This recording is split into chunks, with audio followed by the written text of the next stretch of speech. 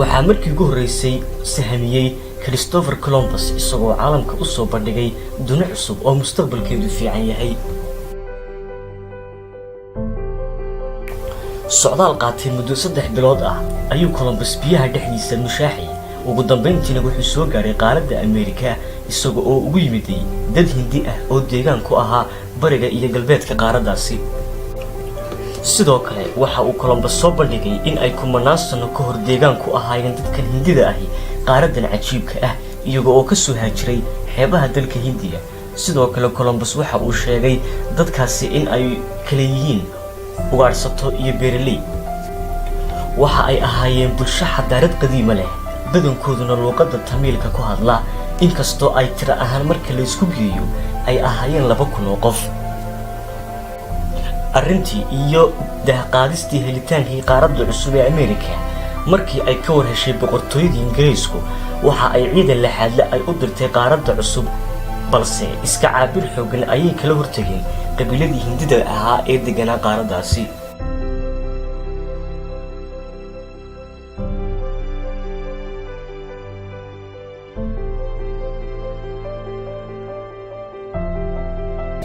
muddo markii lagu hayay go'doon way isdhiibeen si fududna maxmiyadda Ingiriisku waxa ay ula wareegtay gacan ku hayntii qaaradda.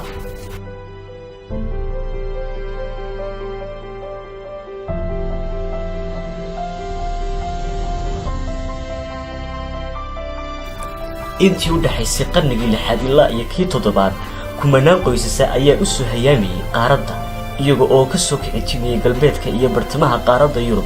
badankooduna qoysaskaasi waxa ay ka kala imanayeen dalalkii hoos imanayay boqortooyadii Britain.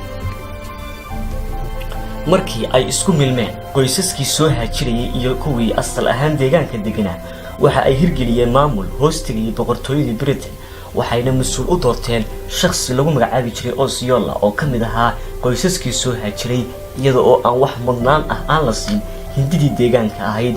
waana meesha ay ka bilaabantay xaqiraadda Hindida cascas ama reer Indianisku. kadib waxa uu bilaabay Osceola in uu wax saami ahba aanu siinin dadkaasi isagoo aaminsanaa in ay adoon yihiin. sidoo oo kale lama siin ciidamaynta wasiirada iyo qaybaha kale ee muhiimka ah ee maamulka.